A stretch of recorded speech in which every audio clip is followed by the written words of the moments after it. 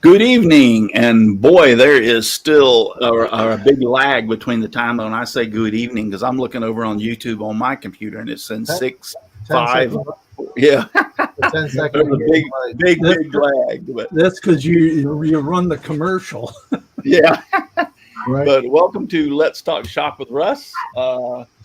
Sorry about last week. We had a family emergency, and then so unable to have the show. Everything's okay. Everything's fine. Some of our family, when they have problems, kind of don't want me to post things about it, which I totally understand it. Some people are a little bit more private than others, and some of my family doesn't give a flip if I post it or not. And so it's kind of weird like that. But anyway, but everything's fine. Everything's good. I'll just say this much. We had a family member that had to go to the hospital, but everything worked out okay, and they're out. Actually, they were out within, I'd say, 6 or 8 hours, but they came home, so no big deal. But that was the reason. So things happen like that. I hated to miss the show, but oh well. In the news, I saw today, and I need to get in touch with him. I don't know how many of y'all know him, and he's been on the show, and he's donated a lot of things for me to give away over the years. Carl Taylor. You remember him, Donna? Yep. Yeah. Have you seen his the post that he posted today? He's going to have to start chemotherapy, and I have no idea what I went back to his Facebook page and was reading, trying to see if it said anything about the reason he was going on chemotherapy, and it don't. So I'm going to reach out to him and find out how he's doing and what's going on. But my thoughts, and if you watch this or somebody tells you Russ mentioned your name, my thoughts and prayers are with you. I don't know what's going on, but I intend on this week to try to get a hold of you and find out what's going on. So keep him in your thoughts and prayers. But he posted that he was going to have to start chemotherapy, so I'm not sure what's going on with him. But and then my wife's, just to let y'all know, my wife's aunt fell Thursday. She has dementia like my mother-in-law, her sister, and she is broke her hip, and they have had to do surgery. Yeah, and she's 80. I'm not 80 something. I don't remember exactly how old she is. I don't know if it's 85, 86, or 87, something like that. But she's in her 80s, and that's not a good thing when you're in your 80s. Trust me, it's not a good thing. So, yeah, my wife is really upset about it. The family is upset about it and everything. Matter of fact, her and her husband came to visit us. It wasn't but 3 or 4 weeks ago. They came over to our house and visited us here they stayed here for about an hour, and we talked. So, but yeah. So, but other than that, not a lot has been going on, other than the fact I'd like to report that I've lost 31 pounds. So I found it. You found it. So yes, I am very, very happy about it, and I'm sure my doctor, when I make my next doctor's appointment, is going to be very, very happy about it. So, because he was wanting me to lose weight, and so I did it.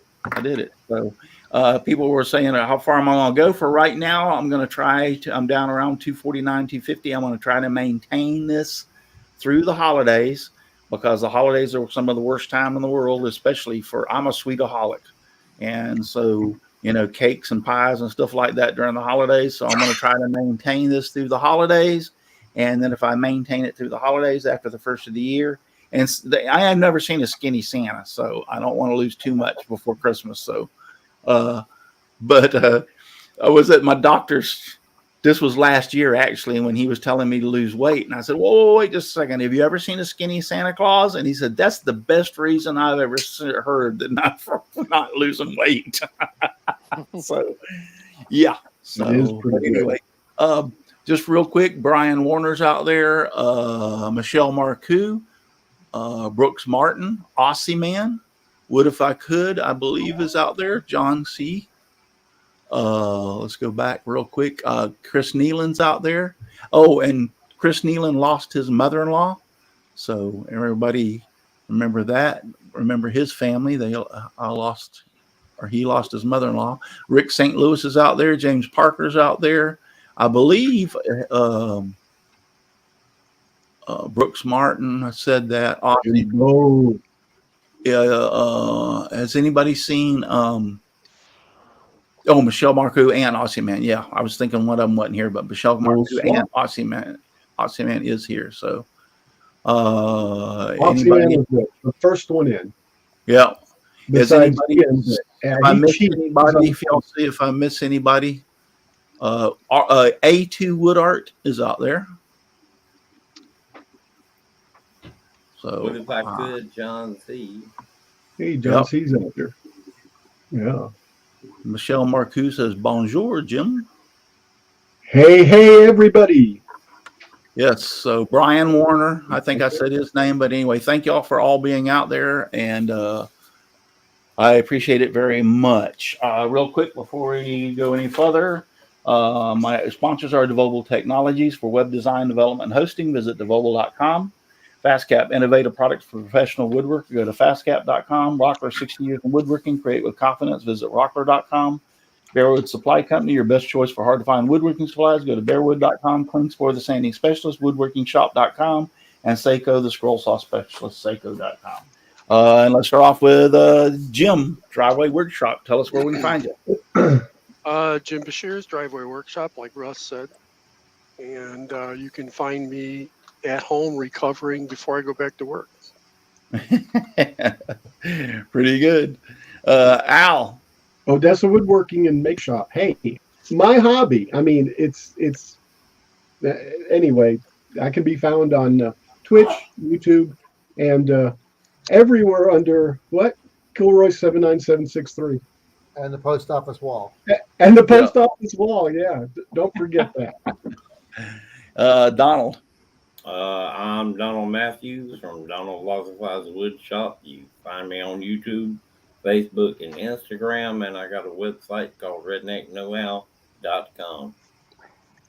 Paul Corliss from Paul's Messy Workshop. You can find me on YouTube and Instagram, and you can find me here. Sundays, you can find me over watching Al on Twitch. He never finishes a project, but he gives it a good try. Oh, the unfinished project. There we go.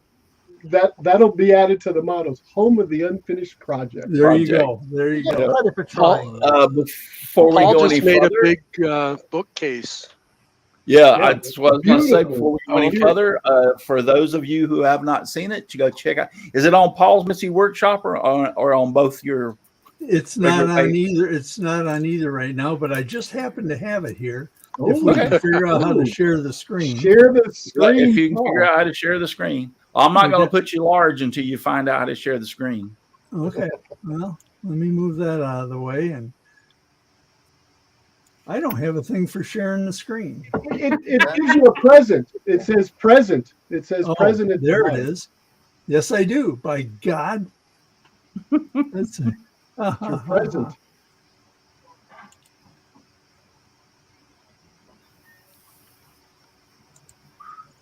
Russ has to do his behind the scenes magic.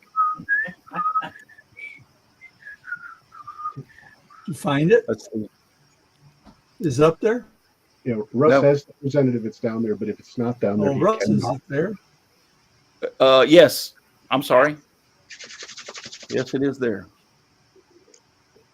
And I can't do that one. Can I do this one as a solo layout? Nope, that won't let me do it as a solo layout. That looks good. So, I think I can see it though. yeah, you removed it, Paul. Yeah, I saw it for a second. I did? Okay. Yep. There you go. Now I'm There we in go. Wonderland. Yep, there we go. Yeah. All right. Let's see if this one will. The grain on that to me just looks fantastic. I love that grain. It's There we go. There we go. Finally got it. Okay. Yes, that looks fantastic. Thank you. It's a shame to very cover all nice. that up with books. Yep. So, what are the materials that you have The in that? materials are oak plywood and oak. The front of it is solid oak. The base of it around the bottom is all solid oak. The shelves are oak, and the sides and the back are oak plywood. Looks nice. Really nice. Yeah, I'm kind of surprised at it because I didn't know IKEA made stuff in oak.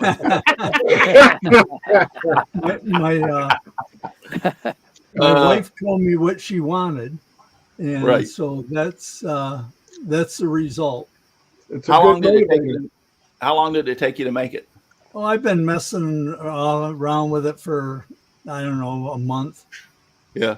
I didn't. Well, I'm not a real fast worker. I just do a little Well- bit. And, Well, I was going to say, in something that large, even with me, yeah, it would take me a while. The reason being is because you want to take your time to do it right. Right. yeah, Yeah. and my shop is so messy that I had to clean up my No. workbench to have room to put that thing on. Jeez. It's 40 inches wide and it's about 55 inches tall. Wow. Yeah, that's good size. I like the slight arch right above the top shelf. Yeah. Yeah, Make it look academic. that was Nancy's idea. She wanted Right. that in the crown molding. Yeah. That is a nice touch. Yeah. Awesome. Very cool. Thank you. I'll be right there. Do you mass produce these, Paul, or just one at a Right time? back, guys. Like, This is a one of a kind that probably will never be duplicated. one of a kind. Wow. Yeah, So this is the first one you've made. You've never made them before. that's You the made- first you one made I've a- made. I've never made. I'm never gonna make another one. I don't. You made a basin, didn't you? Right? Or the cabinet for the basin? Yes, for my brother or for my son's house. Yeah, I made a vanity for him. Yeah, the vanity, exactly. So, Paul, Right. the percentage of chance of this happening, do you think Nancy is going to look at this thing and say, hey, now I want X, Y, Z? She now realizes how slow I am. So, Okay, so you strategically took a while to make this, Yeah. right? You know, Yeah. art does not happen quickly. right, That's my and guess. I'm 76 now. Yes. So, Yeah. by the time I got another one done, it's the raised. Mona Lisa was not painted in one day. Well, that's true. That's true. Yes. But But I there's did only- enjoy building it. It was a lot of fun building it. But All there's right. only Well, one let's move building. on. Donna, tell us where we can Donna find you. Presley, Donna's Wooden Art, Donna's Embroidery Plus, Facebook, YouTube, at home. That's where I am. All right, Chris. Hey guys, Chris here at the Old Cranky Workshop. I am back online, back on the internet. We kind of played a little game with Comcast. We canceled our account, waited a week, and then called up and became new customers. Woo! Yeah, they were Johnny on the spot. That truck was out here 2 days later, put a new cable up, hooking up the new modem. We're back online. Good deal. Cool. If it was an emergency, because from the old account, they were kept kicking us down the line. They Yep. give you a cheaper. They give you a cheaper rate. Oh yeah, we made sure we got that too. So Yeah. Wow. it's amazing how fast they work for a new Yeah. customer. Yeah, it is. It is. But anyways, I got a video coming out on my pull toys, which we'll talk about in a couple weeks. And I finished the credenza for my wife. See what I'm like, Paul. She wants something, you get it done. So, but that's all I got going on right now. I did that years ago. They came out with a cheaper price for my internet service Yeah. if you combine the internet with a telephone, right? Right. So I called up and said, "Whoa, why can't I get this service?" And they said, "Because you've already got the service, so therefore you're not eligible for the new quote. I said, okay, turn it off. And the lady said, do what? I said, turn it off. I quit the account. Turn the account off. I said, if you're not going to give me the same thing that everybody else can get, I'll close the account right now. No ifs, ands, and buts about it. Right. And she goes, well, you've been a customer for like 10 or 50, whatever. And I said, yeah, you're right. Close the account. Exactly. Yeah. So anyway, she says, hold on one second. So she went and talked to her manager and come back. And she says, my manager says, we'll make sure that you get the discount. Yeah. Yeah, we had to play their game and pull the plug and then come back.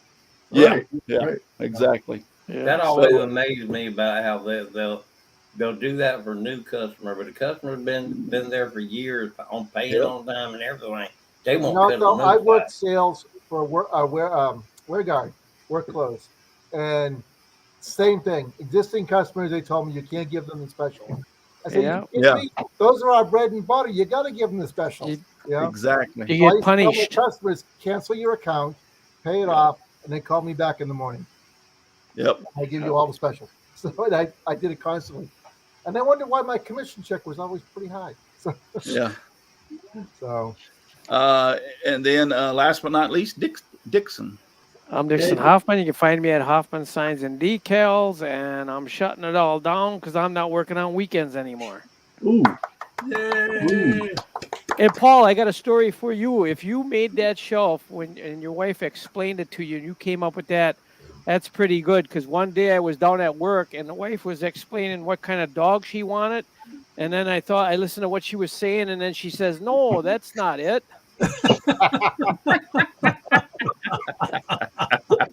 I says, is this what you're talking about? She texts me back. She goes, no. Don't come I home. already made it. That's pretty good. That's pretty good. But the dog is already at home. We own it now.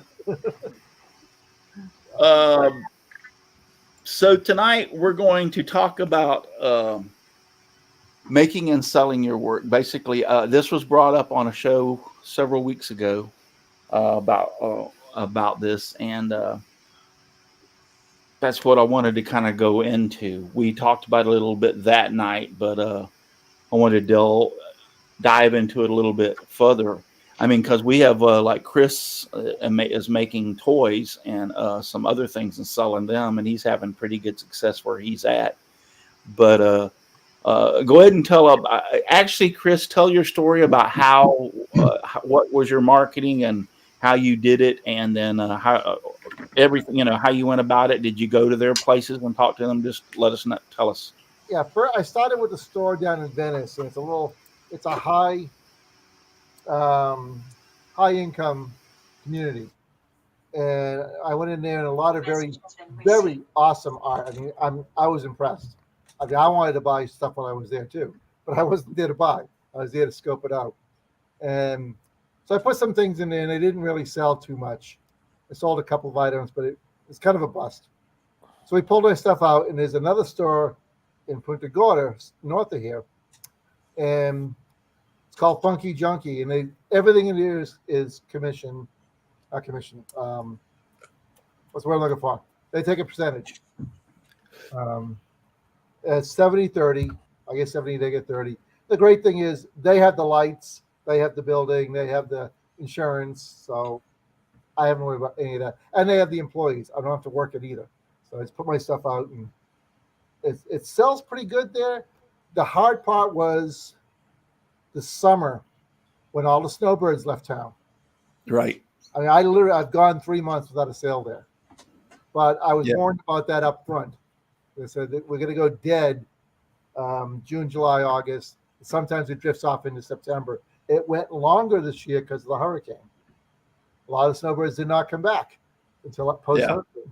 So, which is good because I need to catch up. I pulled my stuff out. I want to put new stock in, so I'm making new toys.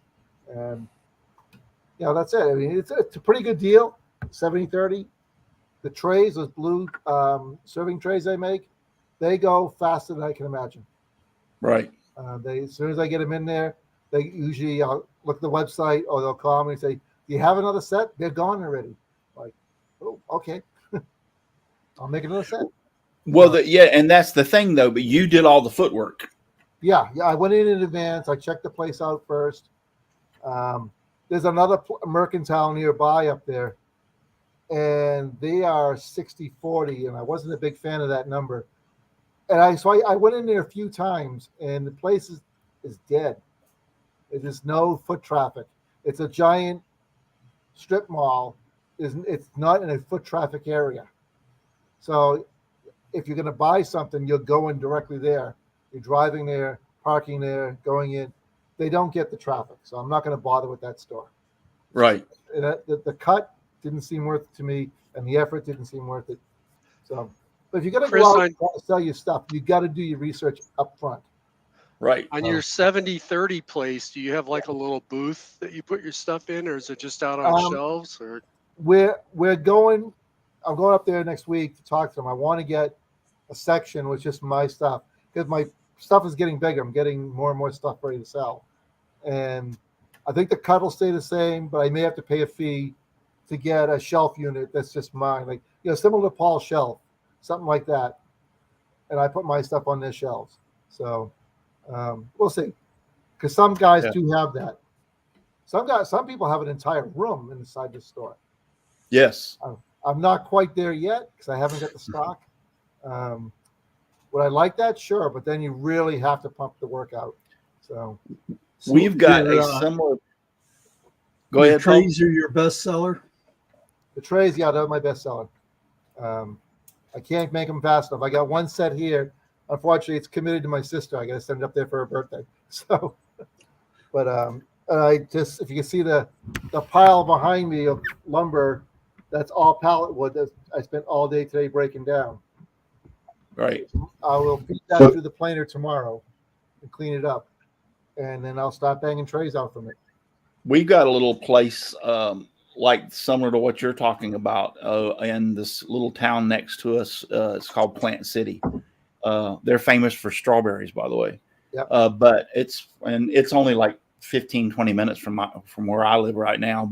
And they do that. They have it's a pretty good sized building, and you can take your stuff and put it in there, and they'll display it for you. And now I don't know what their profit margin is, if it's 730, because I've never, but I just know about the place. But something similar to that is in the little net town next to us. So once other people say they like to work the craft fair circuit and stuff like that. I kind of live by the line that I didn't retire from Monday through Friday so I can start working weekends. Yeah. So it sounds corny, but I'm kind of serious about it. No, and you're right. You're right. Because craft shows, if you do craft shows, that is a job in itself. First off, you got to pack everything up. One day. You've got to transport it to wherever the craft show's at. Yep. Then you've got to unpack everything and display it. After the craft show's over, you got to break everything down, pack it back up, and then go home. So, I will say craft shows are great places to idea shop. Yes. So I sit there, no one's looking at the guy in the wheelchair with his phone doing this. I'm taking pictures of your work. Yeah. And later on, I'm looking at, I could do this, but I could do it differently. Design the craft show. Absolutely. I go through Hobby Lobby with my phone in my hand because I see stuff at Hobby Lobby and I'm taking pictures of it. Yeah, I've never done that. And so the next person that I know that sells their stuff, I know some of the rest of you do, but is Donna. So now you predominantly, how do you sell your stuff? Well, I used to do a lot of craft shows, and I learned if they sell retail, I don't do that show. Right. Because you got the people that's getting their stuff off eBay or whatever and selling it, you cannot compete. Yeah. If it's not a 3-day show, I have a lot of stuff. Yeah. It's not worth the time to go set up. And I usually get a couple booths to set it all up in. Wow. But it needs to be a 3-day show. Right. But we also have the museum over here that they do a Christmas store. And it's going to do this year's like November 15th to somewhere around December 15th. It's about a month long. I take my stuff up there. And then she just calls me if I need to bring something else or somebody wants a special order, but they handle it all. And it's like $25 a spot. So I say, give me 3 spots. Right. They take care of it all. We have a consignment store here, but there's never anybody there, so I don't deal with them. I mean, it's not worth it. It's empty. Anytime I've went in there to look around, they got neat stuff. Nobody's there. And you have to really check out the store, check out the people who's running it. We had one consignment store open up, and somebody said, "Don't put your stuff there." Last time they had one, they closed it, and we never got our stuff back. Ooh. Sure enough, they did. People put their stuff there. They closed it and kept everybody's stuff. Yeah. But the main now, thing do you advertise any on Facebook or any place like that? No. I've heard a lot of complaints on Etsy and stuff, and you got to pay whether you do sales or anything. Yeah. So, I mean, I do it on my Facebook where I post it, and then anybody that's on my page, some of them will post it. And I have right now, I just got an order to do some embroidery on some floor mats from another embroidery job who told her sister-in-law. So, I mean, it's word of mouth a lot. It is. Yeah. It is. I mean, I try not to. I turned away from Etsy because I was setting up the page, and then I read the fine print that even if I didn't make any sales, I owed them money. Yes. That's why I'm out of here. I pulled the plug on that immediately. So, my wife's going to help me set up a website, and we'll do a little sales through that. But I don't know about you guys. It's not my main income, and I'm retired. Yeah. I get that coming in. So this is for fun. As my wife said, this is for beer money. Yeah. And it pays, and it helps the shop pay for itself. Yes. It helps you buy more tools. Brian Warner, I wanted to go. He said that he's making so many turkey calls right now because turkey season is biggest in spring. So he makes them I guess during the fall.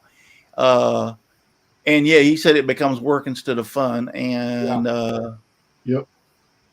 He said the shows are way too hard on me. The last show I did, I was selling duck calls right next to the duck commander. I don't think he's.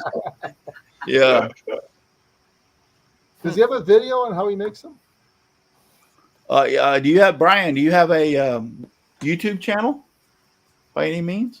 If you do, let us know about what it is, and we'll wait the 10-second delay. Yeah. But I did some craft shows and everything, and I just it's just too much unless you just want to spend the time and everything to do it. And I mean, some people make some fantastic money off of it, and actually, like Chris said, I'm doing this for fun and beer money. They actually though do it for a living, so to speak. That's how they make money, so to speak. Yeah, see, I don't do it for a living. I do it because I like going to craft shows. So it's hey. I go in there, get a spot, and I go look at everybody else's stuff also. Right. Yeah. I'm not fast enough to do it for a living. Yeah. Anybody else want to chime in? Donald, I know you sell pins and stuff. How do you sell your stuff? Most of mine's on Facebook, through Facebook. People I know, word of mouth. Right. People that I know that find out I do stuff like that. And it keeps me pretty busy. So yeah. I thought about doing craft shows, but I remember doing flea markets and stuff with my parents when I was younger, and I just don't like the idea of it. Yeah. Well, like I said, it's even the flea market. It's the same as a craft show because you have to take your stuff there, set it up. Yeah, but with the flea market, people go in there to find a good deal. Right. Yeah. And it's hey, well, this is how much it is, but I will give you, and I'm I'm not at a flea market. It's that's the part that I remember about that, and people now they ask me about building stuff. I tell them, well, can you do it for not out of that? I can't. No. Right. Al, do you sell any of your stuff? I do. I sometimes give stuff away, but I kind of don't do it for a living or anything, or even a business. It's just, like I said, a hobby just for fun. But I'm not going to turn the money down. And sometimes you've got $100 worth of $1,000 worth of materials. You've got to give me some money for that at least. Yeah. Yeah. And Yeah. then whatever my time or whatever they think it's worth, it's just, I think it's what the market will bear, and it just depends. I mean, friends usually get some form of break. I mean, I probably end up spending more time doing the stuff than what I'm getting anyway. So, yeah. Al, you had a good point that what the market will bear. Exactly. I got stuff in the Punta Gorda store. Compare that to the Venice store, where money is not an object down there. It's Yeah. not an issue. Everyone lives there, has a great retirement, or is very wealthy to start with. So my prices, I grabbed this just as an example. On this pull toy, down at that store would have been $50 easily, and I could have Right. got it, but I felt like I was outclassed there. And the Punta Gorda store, I had to drop it down to 35 to 40. Yeah. It's not the same level of income. Right. So you got to know your market. Exactly. Yes. So, Yes. I have actually had say, I put this much give money me in, more. they don't care.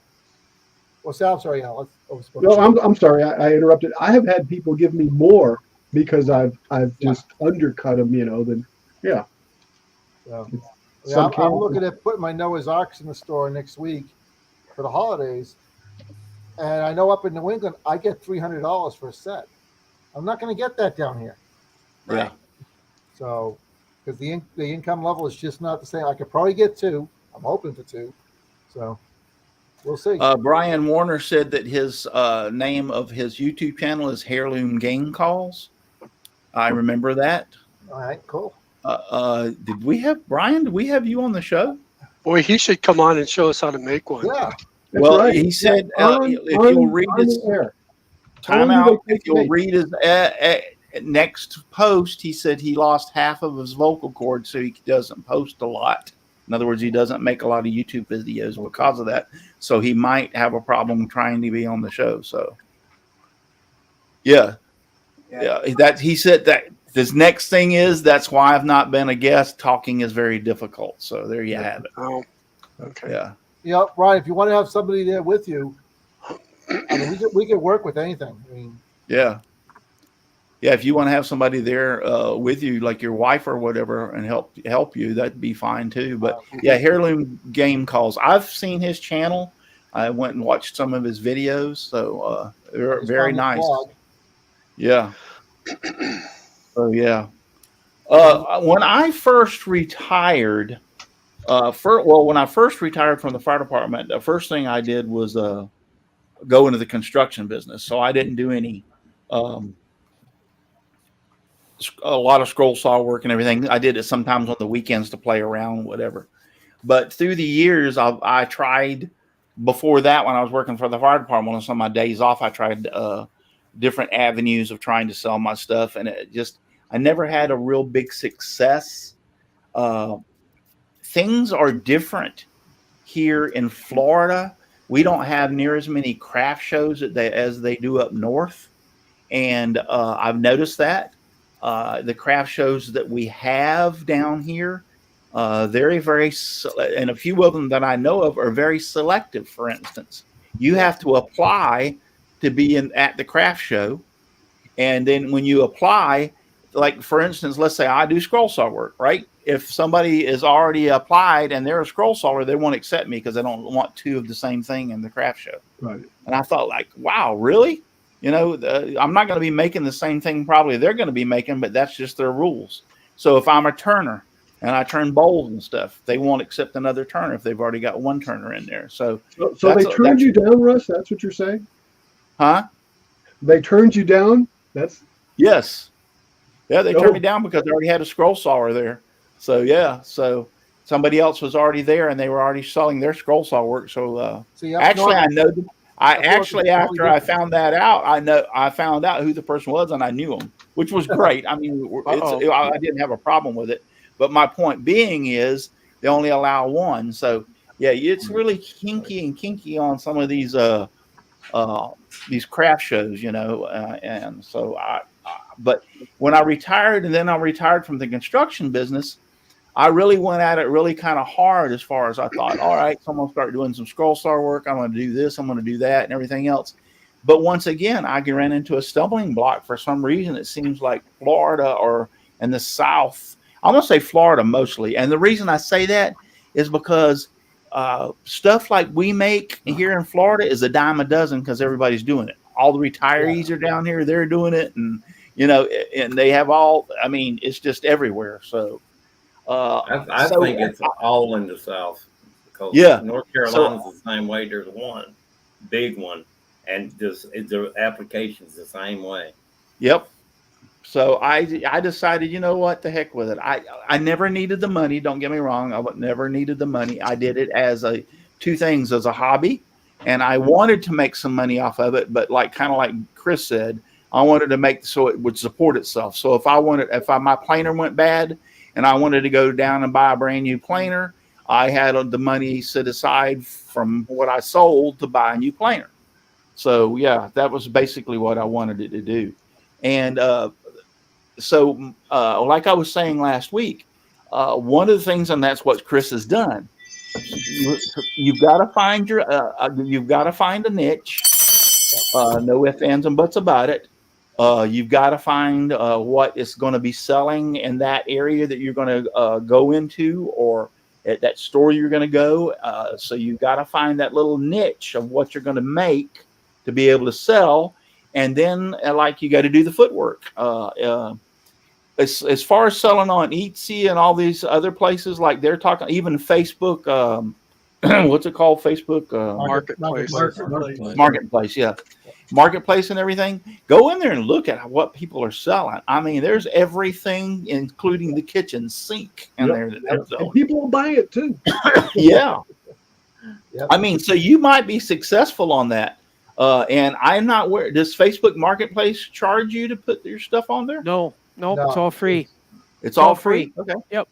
You I can, did not you can know go that. big and go bigger and advertise all over, but otherwise it's all free. Well, I did I not know sold that. a lot of stuff on Facebook. Lots of used, never used Nikes. Yeah. Never used Nike. Yeah. Yep. So yeah. Where they come from? But most of these other places like Etsy and there's a couple of other places, I can't think of the name of them. But yeah, you're right. They will, even if you don't sell anything, they still charge you. Yeah, right. To have that account there. So yeah, you got to sell high volume to make out on that stuff. Yeah, exactly. Yep. And But if they you don't want to do put that kind of work into it, don't go to Etsy. So. Does anybody use another place that you can sell? I just popped in my mind, eBay. Yeah.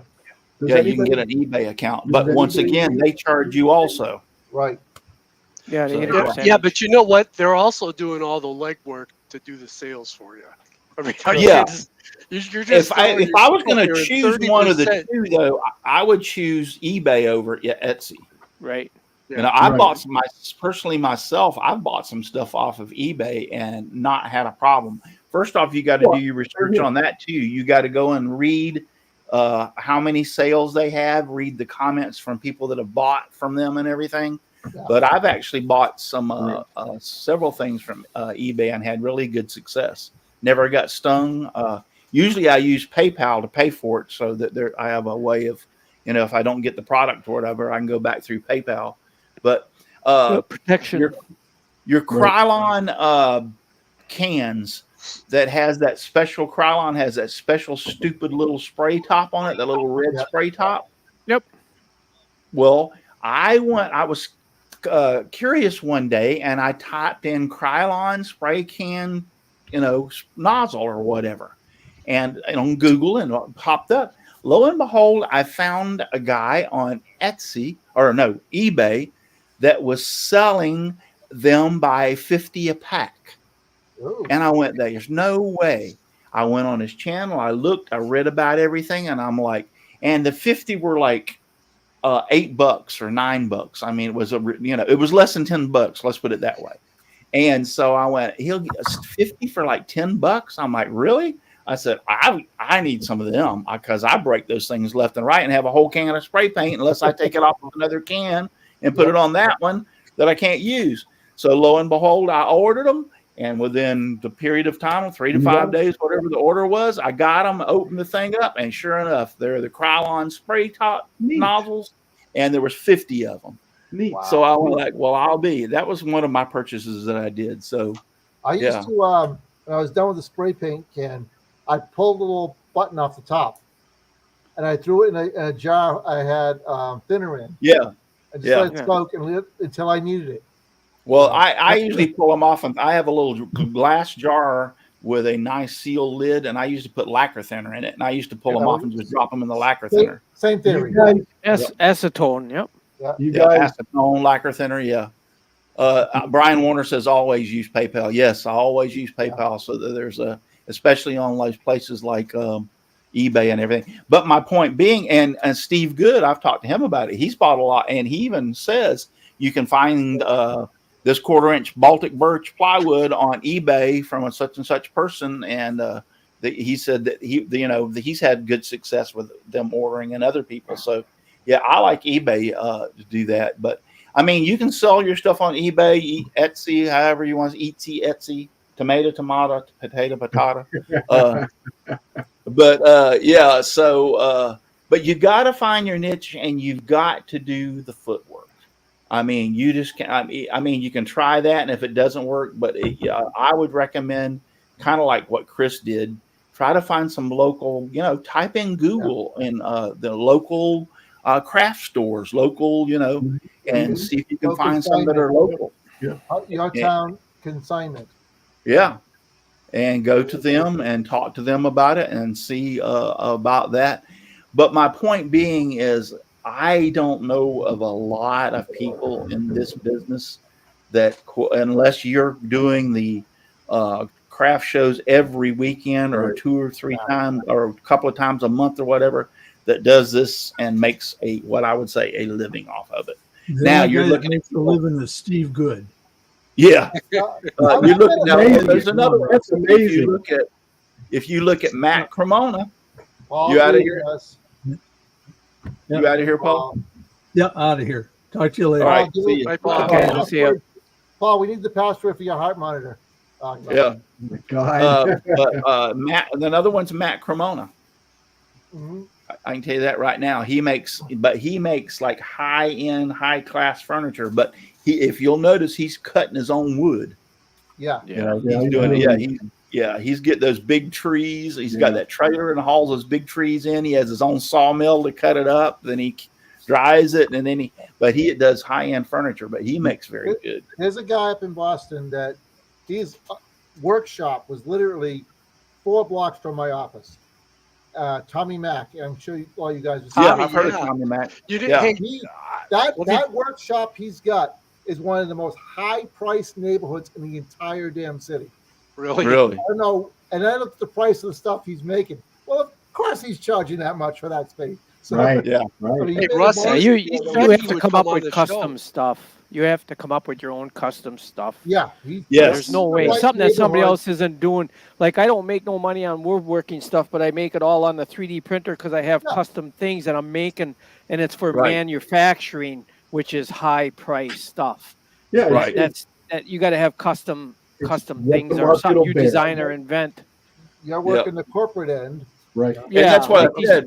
These brackets here, these special brackets I make for dog guns, we call them. Well, I made $5,800 on these so far. It's got to be cut, and they're special. I got tunnels going through them where the brackets go through it, and these are for dog guns. Well, these guys train their dogs with these guns, and they got unlimited money. They got it. They don't care what the unit costs. Here's a picture of what the guns are. See, they're gas guns. Yeah. Neat. And you push that button for 3 seconds, and then you push it again, and it goes boom and sounds just like a 20 gauge with the baffle we have in it. Well, them dog trainers are training. There's dogs that are going to these events down south, and these tournaments are for $100,000 training dogs who wins the trophies, and they don't care. So we sell these guns, and they don't care what they cost. The market will bear. Exactly. Yeah. So if you get a niche like that, well, every time I got 3 of these on a printer, well, I'm getting $38 a clip, for 3 of these sitting on a printer. That's a customized thing, and they're willing to pay it. Right. Yeah. You dang it's sure don't gotta want be. no gunshot dog during one of them events. Yeah. No, you Yeah, found your market. You found Yeah, here's a simple bracket now. There's an angle on this, and this gets clipped on conveyors. Well, I put 10 of these on a bed, and I'm getting $18 a piece. wow. And I Wow. use a 12 by 12 bed, and I run 3 of my big printers. And in the morning, you got 3 of these with 10 on a clip. That's another niche that they need this part. Yes. That's Yes. $180 every time one printer's done printing 10 of them. Wow. So if you could find a niche like that, and Yeah. then that gets you, that gets you money. Where that's when I designed this flashlight and started selling these flashlights for $80 a clip. Well, and Yeah. the thing is bright. Jeff Walsma says, "Is it if it isn't going for between 20, if it's isn't going for between 25 and 50, it won't sell." Yeah, everybody's looking for that special cheap deal, so to Right. speak. So Right. yeah, they feel that if it's handmade, that it's cheaper. It should be cheaper than if you buy it from the retail store, so to That's speak. it. It Right? depends on I mean, the When I started 30 years ago, I always says I'll never 3D print or make these things. I call them knick-knack paddywhacks. That's the things that you go to Walmart and you can buy 10 for $1. You're Exactly. wasting your time. You can't do it. You And have to I'm come with up. you. You can't get this at Walmart. Yeah, Yeah. that's what I'm saying. You have to come up with something. But now that's a specialty item, and that's Yes. something like you would. When I look at that, it reminds me of something like you might find at Hobby Lobby or someplace Yeah. like that. Maybe, So, but yeah. it's Yeah, No, but I'm not you- saying that you would, but I'm just saying it reminds me of something that Right. you may find at Hobby Lobby or something. Yes. See, my thought And- was down here you get a lot of grandparents retired to Southwest Dakota. Yeah. And when Yep. the grandchild visits, they don't want them in the kitchen or in the dining room where the ancient china is sitting. Yeah. Let's give them something to play with. Yeah. A wooden pull toy. But in the same aspect, Donna's idea gave me about the push toys. I've already got a drawing laid out to start cutting some of those. in the same aspect, they're buying something also like that they can't get at Walmart or they can't Exactly. get at these other places. And it can So, be passed down too. Yeah, you made me one for Santa. The Santa. I designed these TVs and they were Yeah. going like crazy. Nobody was making Yeah. lithos way back when I started That's- doing these. Well, now, I started making these night lights. I Mm-hmm. was getting $20 a clip with these for these lithos, these night light things, Yeah. that you put your light behind them. I don't. And now they're a dime a dozen. You see them. Yeah, you couldn't. everywhere. Nobody was making them. Yeah. Nobody was making them. Yeah. Trying to get No, I'm I know biting what my you mean. tongue here because I'm like, I've been doing sales for 28 years. Yeah. So I'm going to throw something out there, and you guys can either agree with me or disagree with me. I'd really like to see, like, especially in the comments, how many of you people agree with me. When you go to do a show or something like that, don't go there to sell anything Right. as your primary goal. Go Right. there to pass out information, Yep. show people what your capabilities are, Yep. Yeah. what you can do, how Yeah. you can customize things for a family or an individual, something Yep. like that. That's where you're going to make money at. I mean, when Right. Dixon started talking about customization, I'm like, God, finally. Yeah. You You know, you've cannot. No, gotta- you're you right. And it has How- to be customization and Yeah. it has to be unique. How many That's another people are? thing. How many Don't plan places are on you going to making- go and see something like this? A miniature TV with a litho or a fireplace. That big one I got. That you can. It looks just like a fireplace. You Right. have to have something unique. It's not going to work because everybody and their grandma nowadays they're selling everything. It's Yeah. Well, it's all not only there. that. We're all right. When you go to, let's talk for just bringing this out just for a second. When you're talking about turning, how many turners are out there? Yeah, I mean, Like crazy. there's Yep. hundreds of people out there turning Yes. bowls and stuff and Yes. selling all that stuff. So if Yep. you're talking about turning, the only way that I see that you could do something as a turner is invent something as a turner that nobody else is making. right. And you know who's got that down to a science is Ken Moon. I like watching Yeah. videos of all this woodworking, and it's cool to watch. But there is nothing that somebody didn't already make. It's already been made. Thank It's you. done. Yep. It's been made. Yep. Everybody Yep. and their grandma, when I started out and I built my own CNC and laser and had that in my basement, there was no such thing as people having that equipment in their basement. Right. Now everybody and their grandma's got a laser and a CNC in their basement. So It's funny there- because I think the market's turning. I think it's coming back to simpler things. yes, Yeah. yes, Then I Yes. had the CNC knock these out for me over the weekend. yeah. Well, it'll be a replicator, actually. Well, you have to have that machine. When I did my sign Absolutely. business full bore, you have to have that pumping out signs. Or you know how long Absolutely. I'd have to charge $500 for a 4x4 sign if I had to do it by hand. You know what Yeah. I'm saying? Yeah. The machines, Well- that's what they're for. One of the stores my stuff is in, I'm gonna tell you, there's another guy in there, and I know that 99% of his stuff is coming off the CNC machine Yeah, because every single angle, every single cut is identical. Identical. yeah. Yeah. Mine, at least, I'll make 3 of these, and you can put them beside each other. You'll see they were handmade. That's the problem with that's the double-edged sword of technology. Is I take a snapshot, I come down in a store and I take a snapshot of your thing there, and now I can sell them for $10 a piece because I got them on a CNC pumping Yeah. 20 out at a clip, and I don't got to watch it.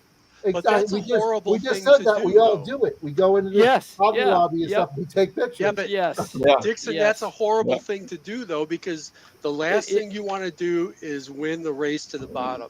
Yeah, Because because that everybody's does gonna- nothing but yes. screws everything up for everybody else. We had a sensor does, company yep. here. It's like one of the top 4 sensor companies in the world.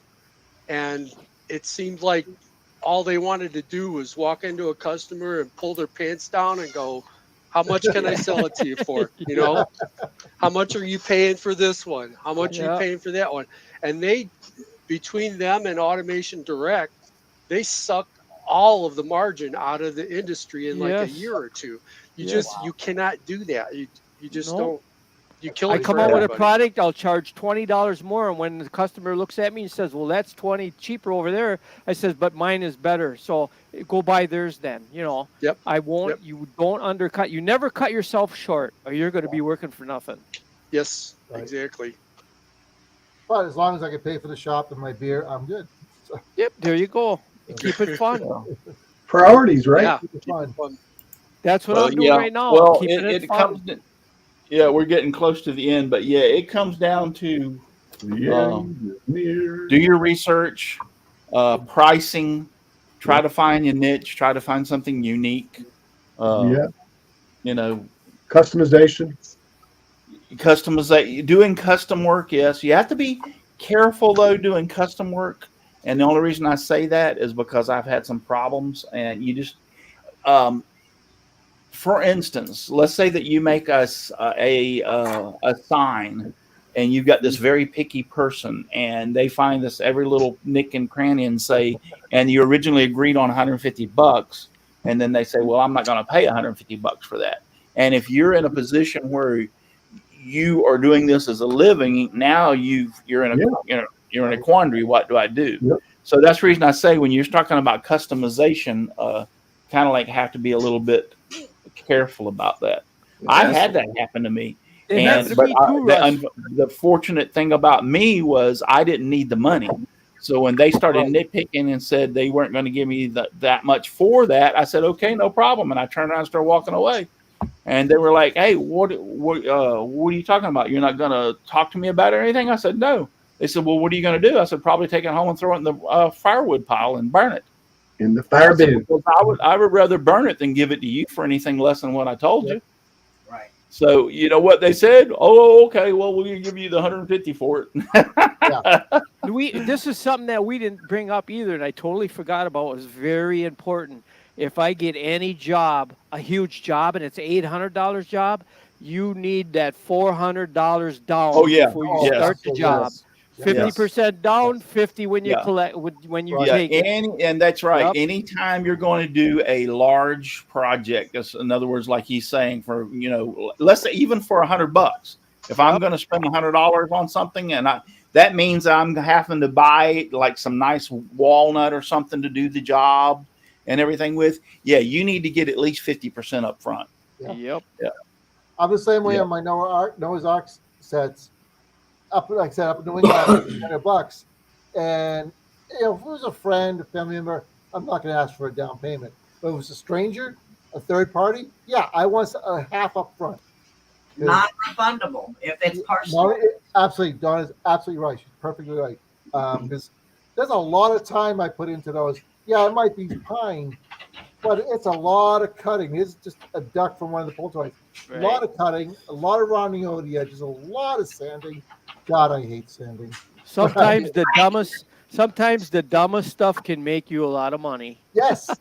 Yeah. Yeah. I started making these at a pile of poop, and I gave it all to the grandkids, and they got a kick out of it so much. I started making them and selling them. $5 for this. It's about a nickel's worth of plastic. Yeah, I might actually contract you to make a couple and send them to somebody for me. Yeah, there you go. There you go. that's Can you why make I foam? don't do anything. Can you Jeff, make foam? Brother and I haven't pulled a prank on each other in years. So Yeah, it's fine. back in the chat, Jeff Walsman said he's making Christmas trees and snowmen. That's a good thing right Yeah. this time of the year. Yeah. Already Yeah. start at the beginning of November preparing for Christmas. I should have started early October. And Yeah. if there's a way you can, if there's a way you can make a product and have the machine running and you're not there, that's the ticket. That yeah, helps a lot. Well, you know, Yeah. if you're going to do a show also, you take something that's unique and you put it at the back of your booth where they come back. I used to have my 3-foot clocks that I did. And I didn't take them up there to sell. I took them up there and put it at the back of the booth so people would come in. And it drew a lot of people in. And then usually they find something that they wanted to buy. Another thing that I heard about when you're doing those kind of shows, and then that is if you have more than one of the product, only put a couple of them out. Don't like put out all 10. Right. That way people come by and they think when they buy the one that there's only one more that somebody else can get, and then when they leave you can restock. Yeah, exactly. Well, what Donna was saying is something in the grocery store business. It's called merchandising. Yes, There's a reason why the milk and the meat's in the back. Oh yeah. Yeah. exactly. You got to walk all the way to the back of the store to get it. Yep. You walk right by the cookies. That's by the way. Yeah. I'm going for milk for So, the yes. kids. Oh, chocolate chip cookies. All right. Well, we're running on 9 o'clock. I promised my wife I wouldn't be out too late. But yeah, good show. I've had several people on here say that it was a good show, and thank you. I appreciate it. Yeah. I hope we gave y'all some tips and some information that you can use. It's only 8 Brian o'clock, Warner. Russ, it's Do only what? 8 o'clock. You got to set your clock back another Yeah, hour. no yet. kidding. No. It's Yes, after yes. it's after midnight. You set your clock back. Don't we have We're not enough time Actually, for a after second 2 hour? o'clock. After midnight. We're Yeah, gonna. thank you, Donald. Donald said it's after 2 o'clock, actually. So thank 2:01 you. actually. Remember, boys and Yeah. girls, if I'm not here, Yeah. it's because I won the Powerball. But Hey, Chris, yeah, and I'm sitting with Brian you. Warner was said about whenever you're taking some of this stuff, it's non-refundable. In other words, so in Oh, other yeah, words, once if you walk somebody away gives and you, your cash is in my pocket, you're not getting it back. yeah, That's a good if one, you yeah. they give you 50 cents, it's non-refundable. It wouldn't hurt to have a little thing made up that they sign that you're making this custom item, and you're giving them 50% and it's non-refundable. So It's always Most good of my to have some commission type of pieces have signature. been yeah, towards friends and family, so I've been lucky. I don't have to play that game. But if it's a stranger, yeah, I have to have at least half up front. Michelle Marcuse says, "Well, so will Russ sing?" What do yeah, you I mean? plan on singing. So What do yeah, you mean when all it right. comes to- Thank you all, everybody, for being out there and watching. I appreciate it so very much. Don't forget the thumbs up. Yeah. Don't forget the thumbs up. I like thumbs up. I You didn't appreciate mention it. the sponsors. Yeah, I did mention the sponsors. Oh, I must have been in the beer line. Sorry. Yep, did. you must have been No, at the beer cabinet. he I didn't did that at mention- the very beginning of the show. I read off the sponsor list. He didn't mention subscribe, and he didn't mention to run that No, bell. I didn't. I didn't mention those things. I didn't mention those things. Like No, the I- bell. Actually, the reason I didn't mention them is because from the last show we did about glue and stuff, I still got the box sitting here, and I don't know where the little things are. I got to find them and get this. I got to get this box off the table and get the little things and put them back on the table. So that box has still been sitting there for like 4 or sounds 5 like- weeks, maybe 6 Oh, weeks. Missy workshop. Yeah, is it Paul's Russ's Messy Workshop? It's Russ's Messy Workshop, or it's actually Russ's Messy Show Shop. Show Yeah. shop. Yeah. Yeah, show shop. So, but anyway, thank y'all all for watching and everything. Listen, we're getting out of here. If you're too darn busy to get out in your shop and make some sawdust, you're just lazy. It's what you are. Yeah. So you need to get out in your shop and make some sawdust. I mean, it's important. It makes you feel better. It makes the day go by faster. So get out in your shop, and in Donna's case, make some embroidery. Yes. Both shops this weekend. Ah, yeah. Well, yeah. And I got to get with you back about that macaroni for the elf thing too. We've been kind of busy around here with things going on. But anyway, yeah, get out your shop. Get on with it and sing, man. Yep. Just give me sawdust, lots of sawdust all around me and everywhere. I like it flying all around my shop and even in my beard and hair. Good night, everybody. Thank you for watching, and God bless. All right, Good boys day. and girls. Good And night. just remember, you don't have to go home, but you cannot stay here. Yes, what- you cannot stay. what Russ he throws said, us yeah, out of what he here said. too. See you.